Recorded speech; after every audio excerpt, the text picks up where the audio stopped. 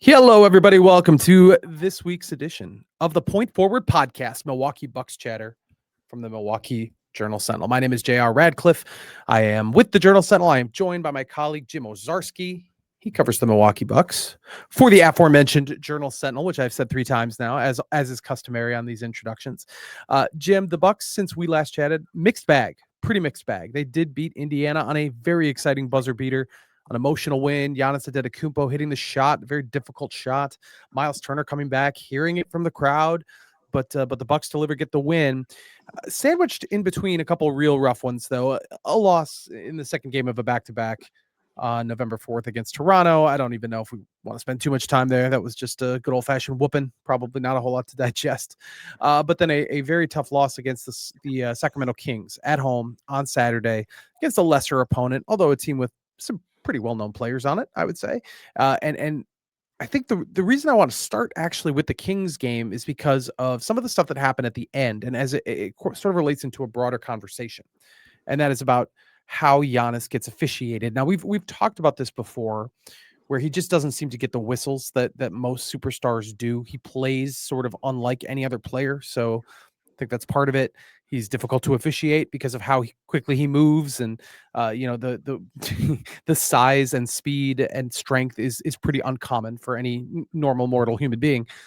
But at the end of that game, he was just straight up held, just straight up held down, and there was no whistle. He couldn't even get to a board to potentially win the game at the buzzer. This is happening a lot. Doc Rivers is speaking more and more about it, about how he is officiated. And I feel like it's enough of a trend where you start to get concerned that he's going to get hurt, or moreover, that there, I don't know what you feel the NBA owes a player like Giannis. That's probably the wrong way to look at it. But it just straight up does not seem like that guy is getting any calls. I shouldn't say any, but is not getting a lot of obvious ones. And they're coming up in big moments. So, set the scene for me on what you've seen from the officiating as it relates to Giannis and what Doc Rivers has said and what you think could ultimately happen or not as the season moves along. Yeah, Jared, I think the key kind of phrase there in your setup was is he going to get hurt? And there's obviously, and I should say obviously, if fans didn't see it, I mean, he grabbed at his left knee following a pretty bad collision with Pascal Siakam at the end of that game in Indiana before he hit the game winner. And look, Doc Rivers has said, and look, Russell Westbrook, this was called a common foul, grabbed Giannis by the neck and the head, and effectively jumped on his back. And Giannis was still able to get up into the air briefly and then fell. Aaron Nesmith, that was a common foul. Siakam, there was no foul. That was called a block. But if you watch it, that's an interesting call. Aaron Nesmith was called for a flagrant because he grabbed Giannis in the air from behind, sent him to the ground.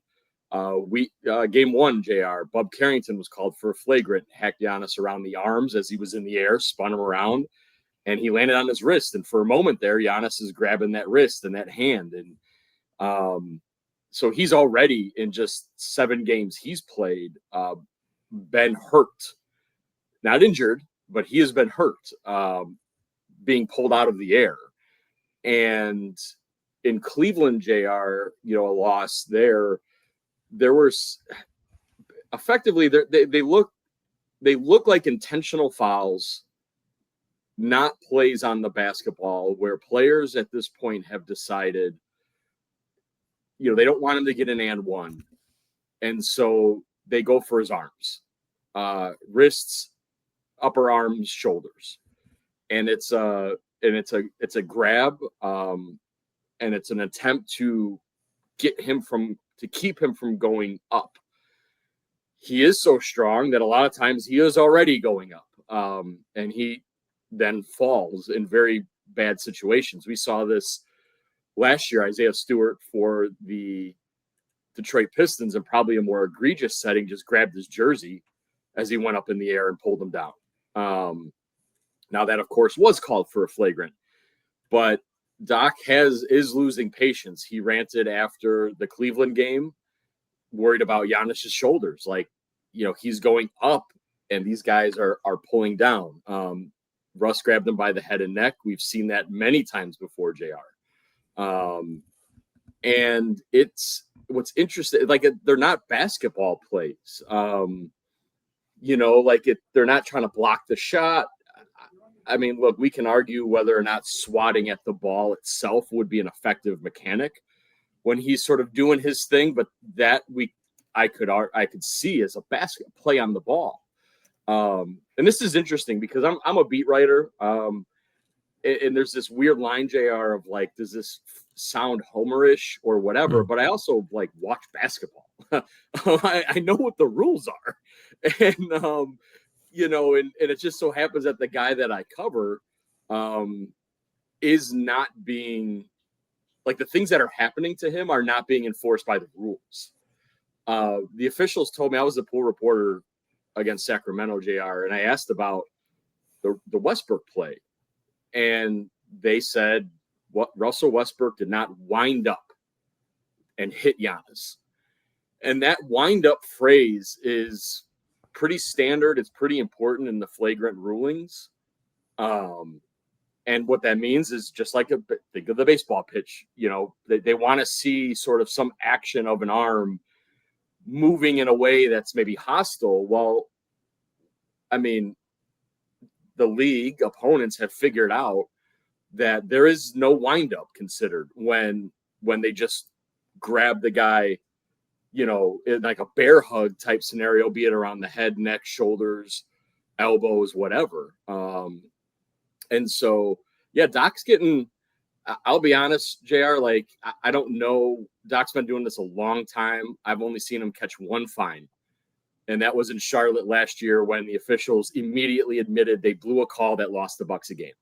So Doc took that fine. No one wants to be fined. He's not close to it yet, but the fact that he's already 2 or 3 times in 7 games, JR, like, expressed dismay or disappointment with what's going on with his star player.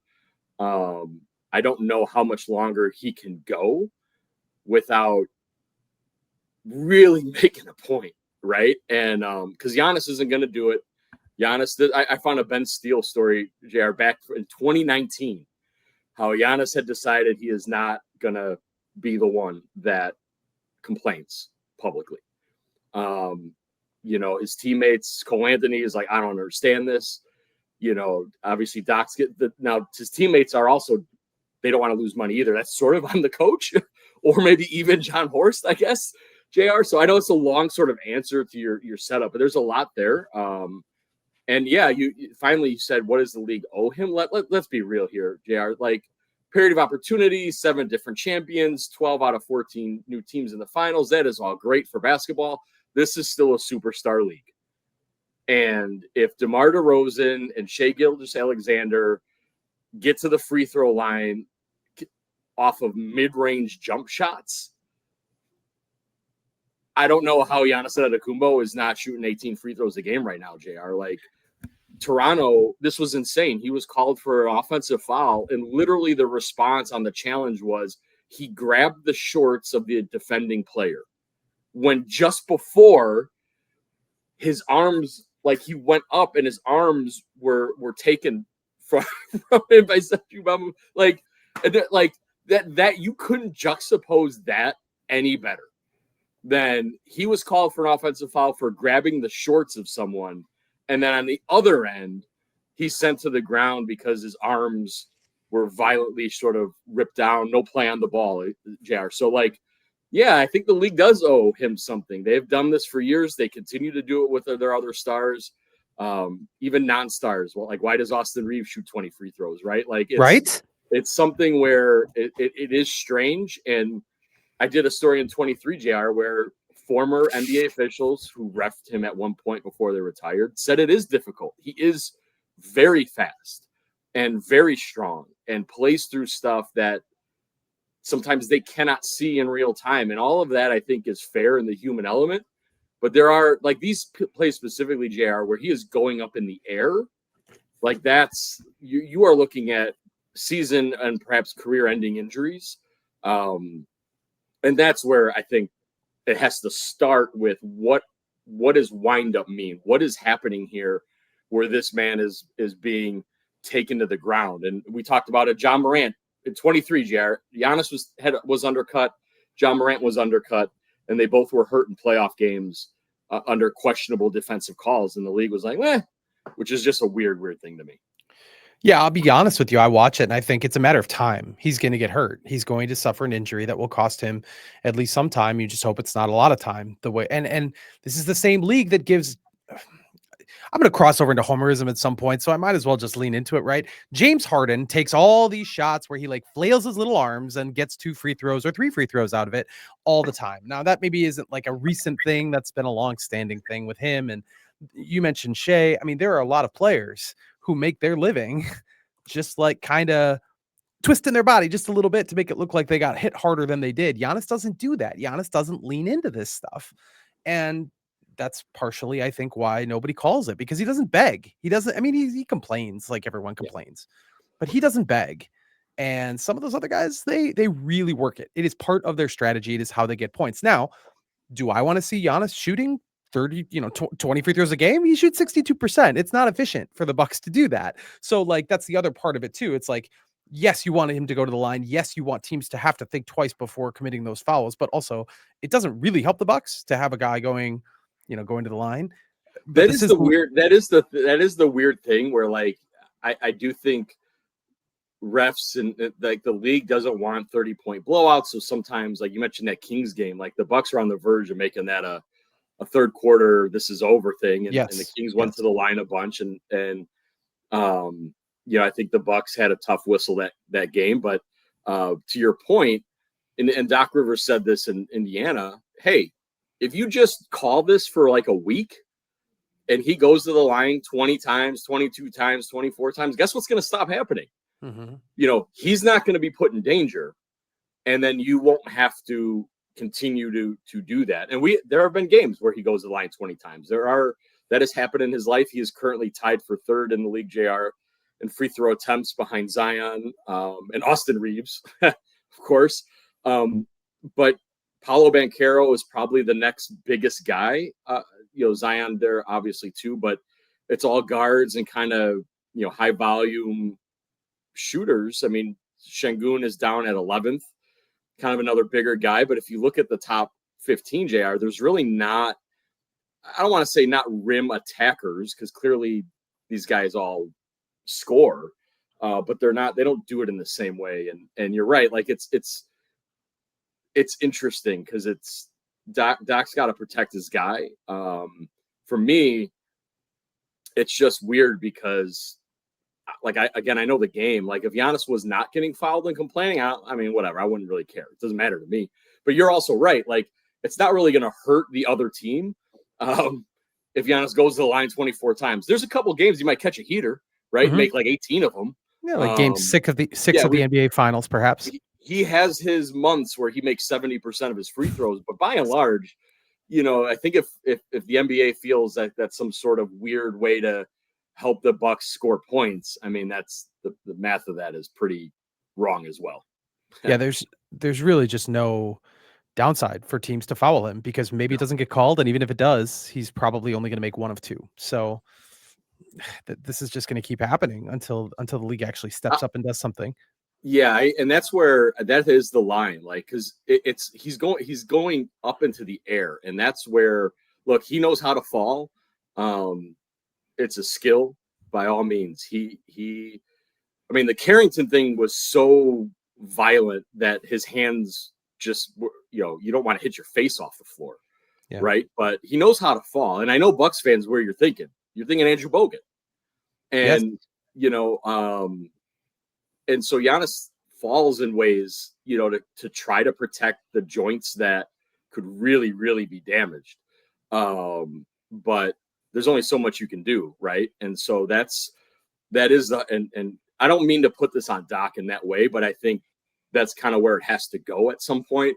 And it's just a matter of, do they wait for him to be injured more than just hurt, because he's been hurt, as I said, or does Doc just have to, because look, we've written it locally. It's now been written a couple times. And sometimes that stuff doesn't penetrate in the season. So you kind of wonder at what point does Doc say something where it catches, on a bigger, platform. Shooting 10.1 free throws per game. Not the best mark to say whether or not he's getting the whistle, so to speak, but that is the fewest free throw attempts in the last 5 years. Also bears noting he's playing fewer minutes than he has per game over the last 5 years. And we're only talking about 7-game samples. So it's a pretty, plenty of noise in there as well. But, I think what made the Kings game so frustrating, we actually, I forgot to mention the Golden State game, we haven't talked about that since we last potted. And, coming off of that win, that uplifting win with Giannis on the sideline, to have the team come together and beat a very good Golden State team in front of the home crowd. And then they come back to, a couple nights later to play the Sacramento Kings. And Doc Rivers, to his credit, didn't talk just about the officiating. He said that wasn't the reason they lost that massive lead that they had. That wasn't the reason they lost that game. Zach LaVine really had an outstanding game. Superstar Kyle Kuzma can only do so much, as we saw probably the best version of him in that game. So, there's more to it than just that, but that is part of what made it so dispiriting. I kind of want to check in on Kyle Kuzma and we talked about him on the last podcast too, but he's still interesting to me. He had that quarter against the Kings where he was like the offensive engine and it looked great. And he seems to have embraced his role, but sometimes it still slips away from him a little bit. And I think actually it's probably pretty natural to talk about Bobby Portis a little bit too. The big and the roles that these two guys have as kind of like the bigs after Giannis. It's been a struggle for Bobby as well, I think. And so I guess I'm curious where you think these guys, as you've seen them now through 8 games, where they fit, how much can they be relied upon this year? And are the Bucks set at that spot? Like, do they have enough size here to compete? I know that's not going to be like their bread and butter outside of Giannis, but do they have the guys they need to compete at a level where they're going to, safely be in that playoff conversation? So there's a couple of things there, like Kuz, great example, end of first quarter in Toronto. No time left on the shot. 18 seconds left in the quarter. They're on a 5-0 run. The Bucks are close. Obviously, you could tell they're tired.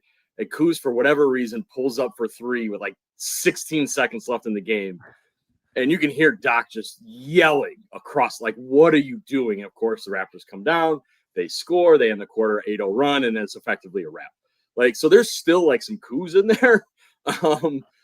Couple times a game you see stuff like that, but for the most part, JR, like, he's in his 20-something minutes, he is kind of filling that role of Giannis's sub. That's a big change, right? Bobby used to be that guy. Mm-hmm. Kuz, look, man, he'll always have the Snell line hung on him for that Pacer series. But he is, you mentioned the size, like he looks 6'10" at times. Like, he got in and gave it to Karl Anthony Towns in the post. Cat's 6'11". Kyle's rebounding, right, and getting out and running a little bit. And so the 3-point shot's not there. We learned last year he's not really a great catch and shoot 3 guy. This role keeps him out of those situations for the most part. I know the Kings game, he scored 18 straight or something like that. Now, granted, it was bucket for bucket. The Bucks were not getting stops, and he was on the floor for part of that. But it's shown a little bit what he can do in those sort of reserve settings, and I think that's a good thing for the Bucks. The size element, we'll see what happens against Houston coming up, JR, because the Rockets are massive. No Fred VanVleet. I think their starting lineup, the smallest guy is like 6'7", 6'8". Like, the Bucks want to lean into this 3-guard rotation, but AJ is 6'3". I don't know if AJ Green can play against the Rockets, or at least start. So, I mean, we'll find out, right? The Bucks got to do what they got to do to see how they play can dictate things. But I do think they have enough size as is constructed. Bobby, 6'10". I think we haven't felt their presence. Doc called out that bench group for lack of rebounding, lack of defense, as he's kind of shifting. He's running in shifts. You mentioned Giannis's minutes. They want to keep that stuff manageable, and that means all bench units, JR. And that's where Kyle and Bobby have to be better.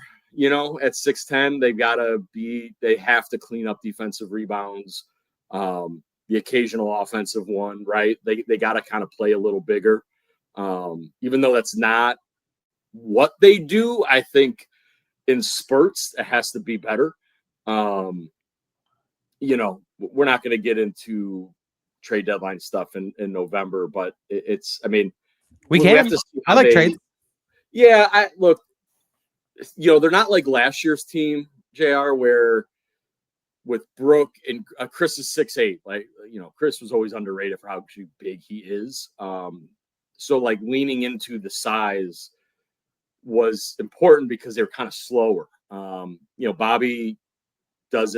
Bobby moves, like he's not a slow guy, but is he as good of a fit as possible? Kuzma obviously makes the third most amount of money on the team. So those are two guys I think, JR, that come trade deadline might be appealing to other teams just for their production, their contracts, and frankly, the money, right? Having to match stuff. So that'll be interesting to see. Because you're right, the size thing is big, like literally big. Like, New York, say what you want. Like, if Mitchell Robinson and Cat are healthy, there's 2 6'11" guys. Cleveland has Mobley and Allen, 2 7-footers about, right?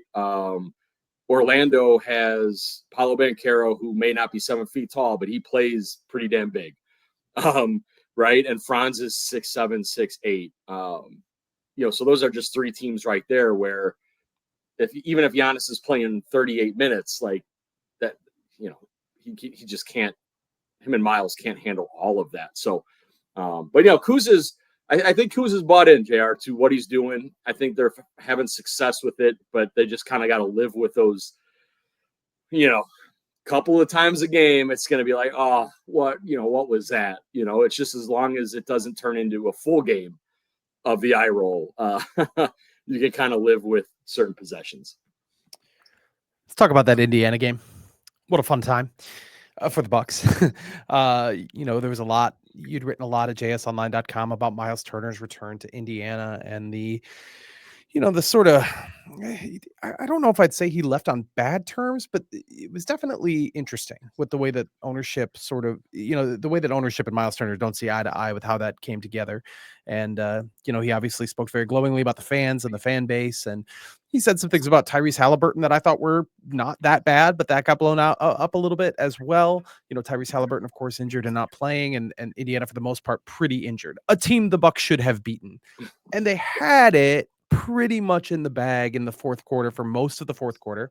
And then they kind of fell apart at the end. So that required a true buzzer beater from Giannis Antetokounmpo. It is only the second buzzer beater that we've seen, true buzzer beater from a Bucks player since Antetokounmpo had that buzzer beater in the Garden, Madison Square Garden. You had Damian Lillard a couple years ago hitting one against the Kings, actually. But give me the scene of this game, because you've got Giannis playing the heel, which I'm all about, where he's doing the thumbs down, and even Thanasis over there like, no, don't do that.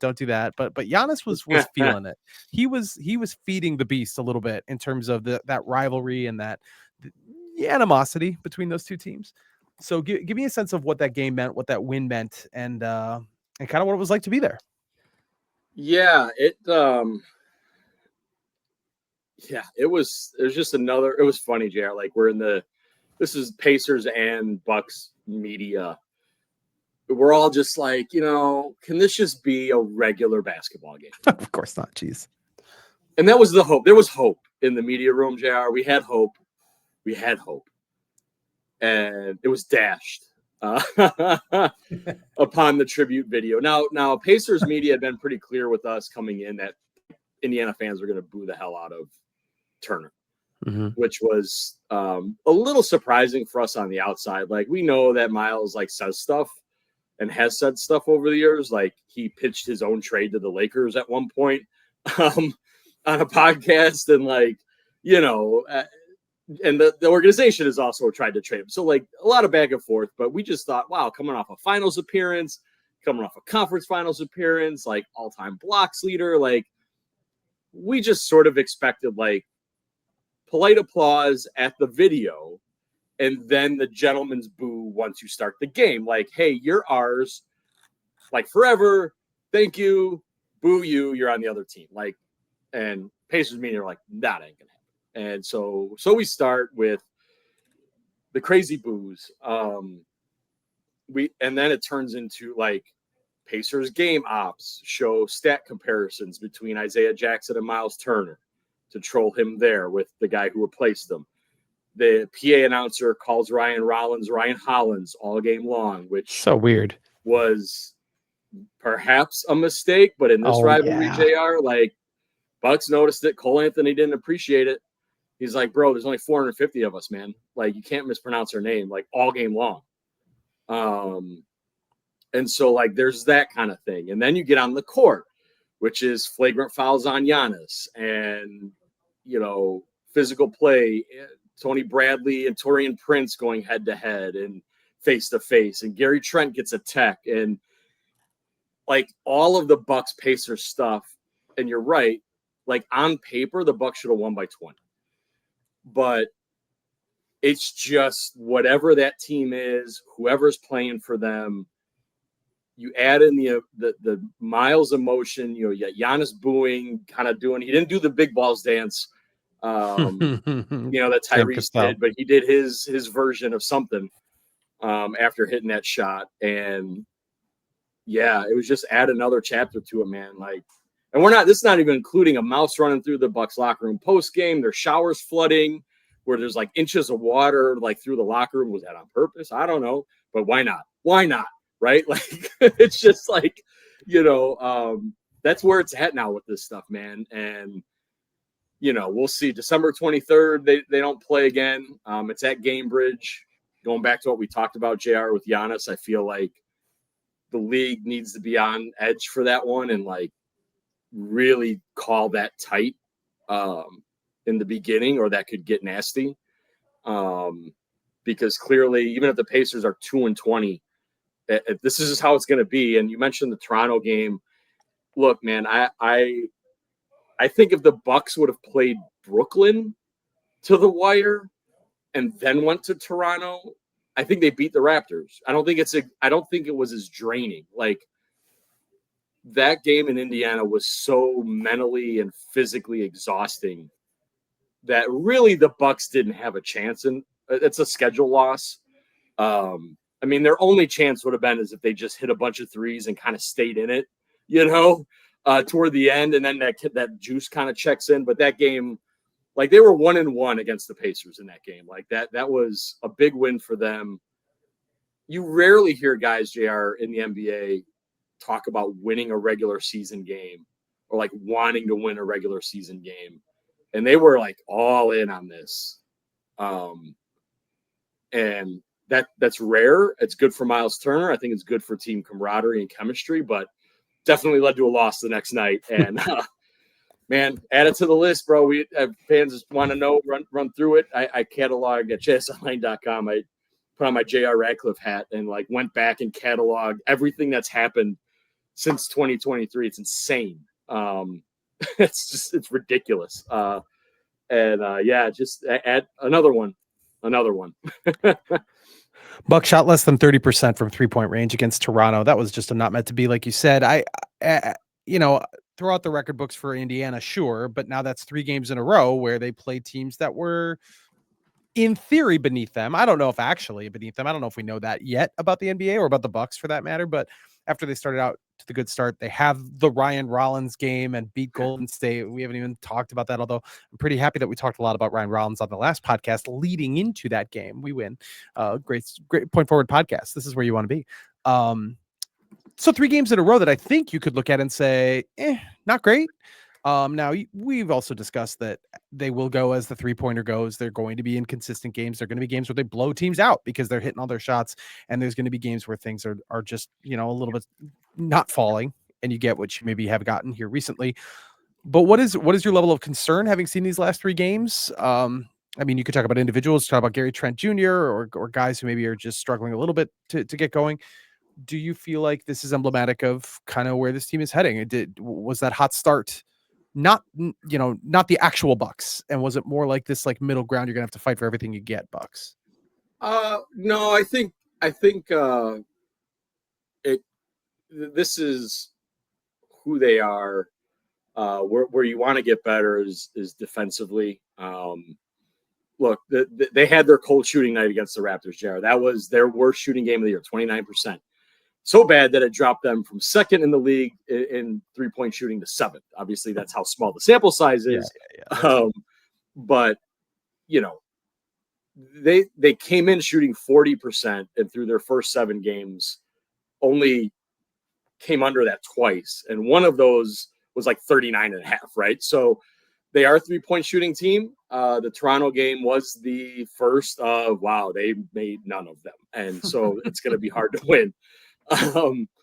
You know, the last couple games also took them out of the top 5 in scoring offense. But I would say offensively, this is who they are. You know, I think when it's rolling and it's hot, they're going to be, you know, a top 5 scoring team. And then, you know, a couple games, they might drop down into the top 10, right? I think where they want to improve offensively, JR, is in the pace factors. Like, look, they're playing faster than Bucks teams we've seen, which is good. But in the context of the league, they're still sort of, they're about average. Like, they're not like 11th in rating, which is points per 100 possessions. Their pace itself, which is generally considered, you know, their how many possessions you have in 100. The formulations for that vary by site, but they're like they just got into the top 10 in that. You know, their 3-point attempts, JR, like they're up from last year, but they're still almost middle of the pack at 39. Like, is that enough? Probably not. So you see what they are offensively, and this is who they are. Like, they haven't had the game. I think, honestly, Jared, the Kings game is where they made almost all their threes, 47%. They still lost. And that to me is where the defense is the issue. Like, I don't know, man. So Doc is wanting to play Giannis with Miles. I would say almost 80% of Miles's minutes are with Giannis. That's fine. That's a choice. But that means the non-Giannis minutes mean non-Turner minutes, which means there's no rim protection, going back to our Kuzma Portis issue. And so the defense in general, in totality, is not great. Like, they give up nearly as many points as they score on average right now, JR. Like, that's not a recipe for winning. Teams are shooting like 54% inside the arc against them. Not great. You could live with it if teams weren't making 35% of their threes against them, like, which is also top 10, like, for an opponent. You know, like right now, Bucks opponents are kind of getting whatever they want. And so that's not good. And I wonder, you know, an answer could be staggering Giannis and Miles for some rim protection, but Doc doesn't want to do that.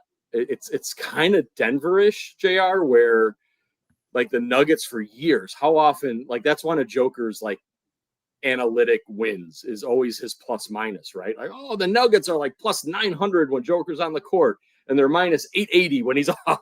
Sure. Like, you know, like that's kind of where the Bucks have been going so far with these all bench units. And Doc called that group out before the Indiana game, just said they can't defend anything. And so his tweak in the Pacers game was to sub in Jericho Sims for Amir Coffey. It kind of worked. Didn't work in the first half, worked in the second half. Like, that bench group, even with Jericho, who's like an offensive nothing, built an 11-point lead that then the starters couldn't hold. So their defense is still definitely a work in progress. And I think that's why they're 5-3, right? Like, if it was tightened up, I think they're 6-2. Like, they don't lose the Kings game. Right. And so there's a difference between 4 over 500 and 2 over 500, right? Especially now, JR, that the schedule is going to get tougher. Like, this was their first back-to-back. It was only a 90-minute flight from Indianapolis to Toronto, same time zone. It's not the worst one you can have. They get 2 days off, NBA Cup game against the Jordan-era Bulls, apparently. And that's a game that the Bulls are coming in flying real high. Like they're 6-2. They're doing stuff where I joke about Jordan, but like first undefeated start since 95, 96. Josh Giddey's like catching up to Scottie Pippen in career. Like that's the, stuff that's happening in Chicago. 2 days off before that game. And then JR, the Bucks play their first 5-7. And that's opens with Houston, back-to-back to Dallas, a weird 2-4 against the Hornets, which you should win those games. And then you get the Lakers to end on a back-to-back. And like, look, we can make fun of Austin Reeves all we want, but the Lakers are winning games with Austin Reeves and Luka Doncic, and that'll be a tough game on a back-to-back. So 6-2 would have been really nice going into this Bulls game, JR. So I would say it's not a must-win. There are no must-wins now, but if they can find something defensively here in these couple of days, slow the Bulls down a little bit, because the Rockets game is going to be a rock fight. And, the Rockets can score. Hold on, Jared. Like, I'm quite surprised. Like, they are the number 2 scoring team in the league right now, JR. Like, I all credit to them. Like, they have found something out there that I didn't think they could find until later. One of the reasons they're the number 1 scoring team, number 2, JR, guess what? The Rockets shoot the most free throws in the league. And they are the best 3-point shooting team. Like, they are doing the rim 3-point thing the best right now. And so, so the Bucks are like who they are. I think what we want to find out is, are you good enough to be a 2-3 seed? Or are you this like 3-game over 500, 44, 45 win team that's middle of the pack? Like, we need more time for that, but I think that's kind of where they're at. And it all kind of, to me, hinges on the defense.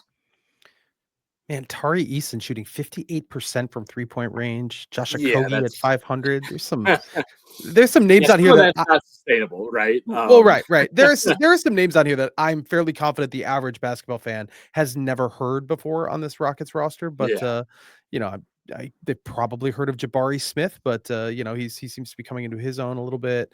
Obviously, Sengun is really rising, becoming a star alongside Kevin Durant. So. That'll be an interesting one. That schedule is indeed kind of interesting. The Bulls at home after, like you said, 2 days off, in-season tournament. This is when the Bucks shine. Those Hornets, by the way, 2-4, 2-3, with 1 day off in between, with the in-season tournament for the second one, and then they've got on both sides of Thanksgiving, they've got in-season tournament games on the road against Miami and New York at the end of the month. So that's it. Yeah, things get kind of intense here. The Bulls, buddy, is that a sustainable thing? Like that's your wheelhouse. They seem to, like you said, Josh Giddey, triple-double machine. This is getting kind of real. This is getting kind of serious. Yeah. It's still early, but dang, dude. Yeah, it's real enough that like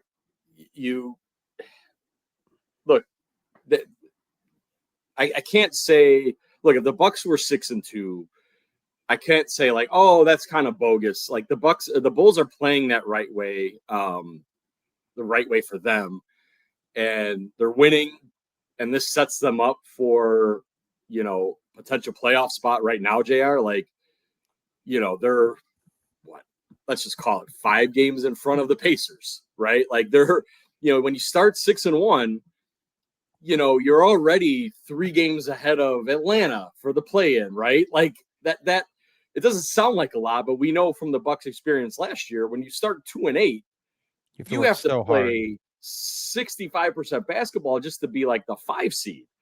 So I cannot discount this. I do. They have nothing for Giannis. Like, no, I mean, very few teams do, but the Bulls are just like the Pacers, JR, where they cannot do anything with him.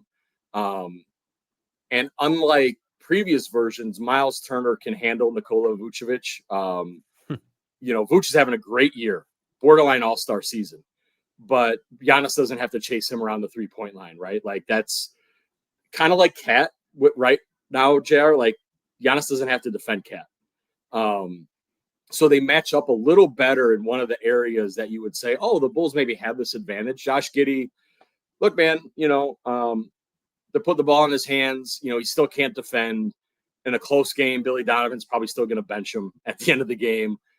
But, they haven't really had to deal with that because he's doing triple doubles and, being 6'8" in the backcourt. Like, that's not like 6'8's a real thing. Like, makes it tough on Ryan Rollins, who's 6'3", right? If that's his assignment. So, or 6'4". So yeah, no, the Bulls, and look, man, they're riding high. JR, Fiserv Forum is going to have a lot of red in it on Friday night. They're feeling really good. I think if you're the Bucks, you play who's in front of you. And right now, the Bulls are the number 1 seed in the East. So why not win the game and say, yeah, look at this. Maybe we came in thinking Cleveland and the Knicks are the best team in the East. We're 1-1 against them. Well, guess what? The Bulls are 6-1. Let's use this and see where we're at, right? And I think they should win, provided Giannis's legs are intact. Because I don't think they're going to shoot 29% at home. But yeah, I think the Bulls, this is a real thing. And look, man, I'll bring it up because it starts. Fans are going to see the funky court at Fiserv Forum. It is an NBA Cup pool play game. Don't discount that for a team like Chicago. That team has not had anything to play for in 30 years. And they are a joke nationally for that. But in locker rooms, that stuff matters. And if you're the Bucks, you're defending Cup champions, whatever that means. They'll play it down, I'm sure. But like JR last year, remember the fun Liam Robbins story, right? When he was on the team and all the Bucks were like, Liam can buy a house now, right? Because they won the $500K. Right. Well, guess what? They have way more guys that make way less money than Damian Lillard, Brook Lopez, Chris Middleton. So like that whole thing of like, let's get, Pete Nance Jr. a house, like that could be a thing again for the Bucks. So, we'll add that fun storyline in. I'm sure guys will talk about it. So yeah, man, break up the Bulls. They're fun. They're playing fast, truly fast. And, number 1 seed in the East. So I think if you're the Bucks, like, hey, let's measure up and see, do we have what it takes to come back off a bad loss and win a game at home? Ayo Dosunmu looks like he won't be available. He wasn't available. Well, he might still be, but he's been out a little bit. Didn't play on Tuesday, so that's a big loss off the bench for the Bulls. Real quickly, because we haven't talked about Kevin Porter, his injury going from a short-term thing to a little bit longer term. He had a setback as he was trying to work his way back, and the Bucks haven't had him now. They haven't had him for these 8 games, except for 10 really nice minutes at the very start of the season. I guess I wonder how much you think they're missing him, and if they are missing him, and with the extended absence, if that's going to cause further complication. Obviously, it does to some degrees, and he's a nice player. Have they overcome not having him, or is he the missing piece here? He is a missing piece. They are missing him a lot, and while I was maybe a little incredulous to start about like, could Kevin Porter Jr. really be this important to the defense? I think he really is that important to the defense. Like Ryan Rollins, for as great of a story as he is, and unlike AJ Green, he has now earned some respect of the officials. Like if Ryan Rollins is playing in your bench unit because Kevin Porter Jr. is handling that as starters, like that's a big loss. Maybe they're not feeling it as offensively as like on the surface because the stats look nice. I mean, I also go with Doc Rivers. Doc is good for telling a tale and having some hyperbole, JR, but like he has been pretty emphatic at how big of a loss this is for the Bucks. Like this right knee tear, like first of all, the ankle was going to be weeks long. And then now you need knee surgery. We're looking at, and look, the Bucks are traditionally conservative with guys. I mean, what are we talking about? Maybe Christmas time. By the time he's like back and looking right, and maybe there's a minute. I mean, I don't know. In terms of like when Kevin's really full go, and that's a problem. Like they're deep, but this isn't football, man. Like Cole Anthony is a nice player, but we have seen him exposed a little bit, playing more minutes, right? He was ejected in Sacramento. Like he's had some rougher looks playing more minutes.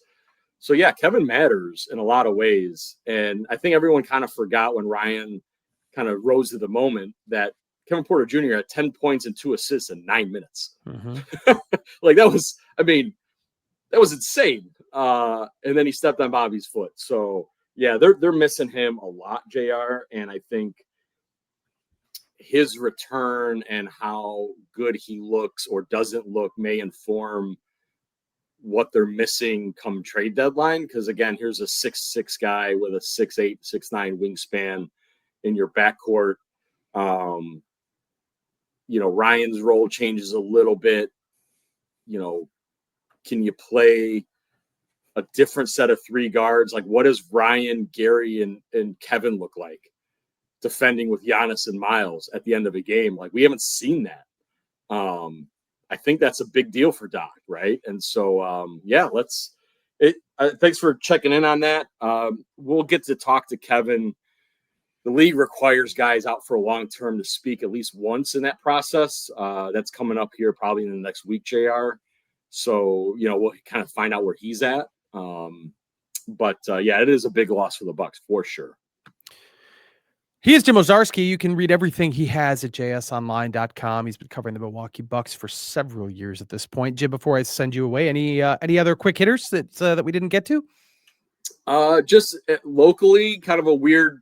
It's not weird. It made kind of big news in the summer, JR, and then it's petered out. Alex Antetokounmpo, former Dominican high school star and all-state WIAA player, is with the Wisconsin Herd. He's on his 2-way contract. We have not seen Alex, with the Bucks yet. Mark Sears, the rookie, Pete Nance, the 2-way guy. They've both played NBA games, so no history has not been made yet with the 3 brothers. I asked Doc Rivers if he had thought about creating that moment, because effectively, JR, let's be real, the head coach will have to create that moment. Yes, that's true. And he looked at me like I had 3 heads and said he had never thought about that until I asked that question, which I can't believe that to be true. That's not but finally tracked down Alex. He is in Oshkosh in training camp with the Herd. So coming up next week, JR, it's kind of end of the week for this. We'll do something on the 3 brothers, like being back and hearing from all of them. They're very excited. They're very happy, but kind of know the deal when it comes to the 3 of them making NBA history together, because that will happen this year. Yeah, I agree. Right. Yeah, and it'll be a cool moment. And so, so that's coming up. Other than that, I think, we opened this pod, JR, with Giannis's lack of a whistle. I think AJ Green is hearing too many whistles. At some point, I'm curious, like, he's another guy that's just not going to complain. And so I do wonder when, I don't know, that Doc is going to hear this and be like, why is Jim giving away my money? Because I also feel like that coach probably has to say something for his other guy on the other way, but I don't know about that one. Giannis probably kind of like the challenges, JR, right? Like when Bucks players always want the challenge, and it's kind of like, nah, you got to save that for this dude on that offensive foul late in the game. If Doc's going to write a check, he's not going to do it for AJ Green. But, that's something to bear watching, because I will say that has affected them. He is their best 3-point shooter. He is an offensive weapon, and he keeps getting 2 fouls early in these games, Sharon. That's just not good. Because then it changes the way he plays defense and all that stuff. So that's something that's worth watching going forward as well. And I'll just tease one thing to look out for, because I don't know if we're going to pod. No, I mean, it'll be next week. So for some reason, JR, Doc floated this all bigs lineup. He's like, well, we have a lineup of,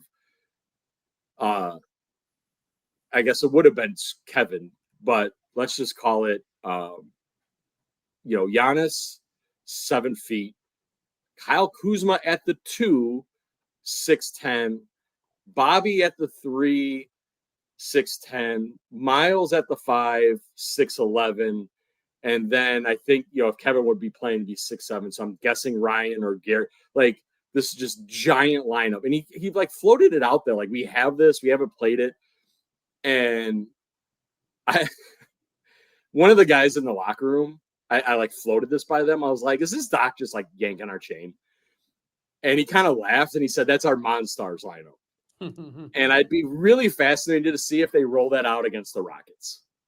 Like, if there's any way that happens, because Kevin is 6'6" or 6'7", so he'd be like the shortest guy. So they're not quite as big, right? If it's Ryan or Gary, but I guess Torian maybe would fit in there at 6'8". So anyway, just as if you're a Bucks fan going to that Rockets game, just maybe, I don't know. We'll see. If he doesn't roll that lineup out against the Rockets, I don't think we'll ever see it. But Right. If we're just looking for a fun thing to watch for over the weekend, maybe take a peek at that. Love the idea of a Monstars lineup. That's fantastic. Looking forward to that. Hopefully, there's some big games. The Bulls and Rockets on the near term here as NBA Cup action gets underway. That'll do it for this edition of the Point Forward podcast. Thanks for tuning in, everybody. We will check in with you again next week. Bye bye.